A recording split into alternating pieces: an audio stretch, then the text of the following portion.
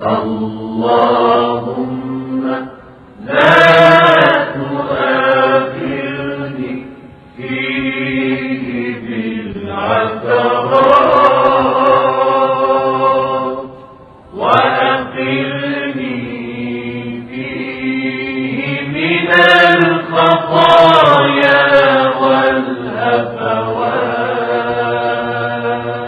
ولا تجعلني فيه غلطا للبلايا والآفات بعزتك يا عز المسلمين بعزتك يا عز المسلمين. O Allah, on this day do not condemn me for my slips, and on this day make me decrease my mistakes and errors. And on this day do not make me a target for afflictions and troubles. By your honor, O the honor of the Muslims. A'udhu billahi minash shaitani rajim. Bismillahir Rahmanir Rahim. Assalamu alaikum wa rahmatullahi wa barakatuh. We have reached the 14th day of the blessed month of Ramadan, and today we want to focus our attention on a topic which is a very sensitive topic on many different fronts, and a topic which I'm sure many people have thought about within their lives, and that is examinations from the divine, examinations that come from Allah subhanahu wa ta'ala. Now we know when we look at the world today that no two people lead the same life.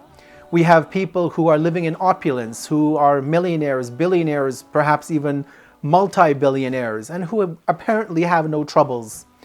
And maybe on the other side of town will be a family who are living hand to mouth, just making ends meet, living on meager sustenance on a day-to-day basis. So we see at one level an individual who is beyond wealthy, and at the other side somebody who is at the level of pure poverty. One way that we understand a lot of these things that we see within our lives, the richness and the poverty, we see people who are healthy, people who are sick. We see people, couples, some who have multiple children, others who are struggling to conceive one child. One of the ways that we understand all of these things that we see within our world around us is that all of these are examinations. These are tests given to us by the Supreme Creator. One thing that we have to appreciate on this day of the month of Ramadan and in understanding this topic is that we are not to judge an individual based upon the state that they are in.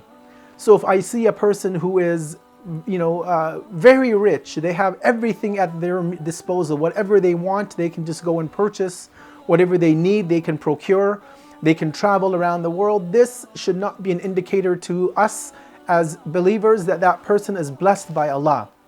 In fact, the Quran tells us that there are many times when Allah punishes people through wealth and through offspring. So don't be quick to judge a person who is well off to be in Allah's good books or in Allah's favor. And conversely, we see so many times people who are suffering, who don't have food, who don't have clothing, who don't have proper shelter. And we tend to think that that person has been deprived of the mercy of Allah. Again, we have to get out of that mindset to think that that person is deprived of Allah's mercy, and rather understand that this could also be a test for that individual. One of the final things we want to mention is this, that how are we able to tell? Are we within the divine retribution of Allah, or are we being blessed by Allah because of our good actions? And one of the things perhaps we can use as a measuring stick, although this is not the only criterion that we want to make sure is in our minds, is that if we see that we're performing good actions, we are fulfilling our obligations to our Creator, to humanity, to the world, and we are being blessed through blessings by Allah, then we can perhaps rest assured that we are doing something good.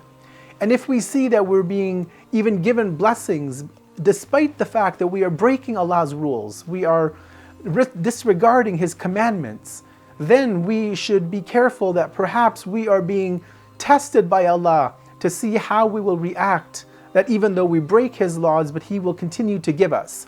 So as we conclude this discussion on this blessed day of the month of Ramadan, let us keep in mind that the tests of Allah come in many different shapes, forms and sizes, and that we are not, as believers, we are not to judge other human beings based upon the situation that they are in. Let us look at ourselves, let us do some self-introspection to see where we stand on the platform with Allah subhanahu wa ta'ala. Wassalamu alaikum wa rahmatullahi wa barakatuh.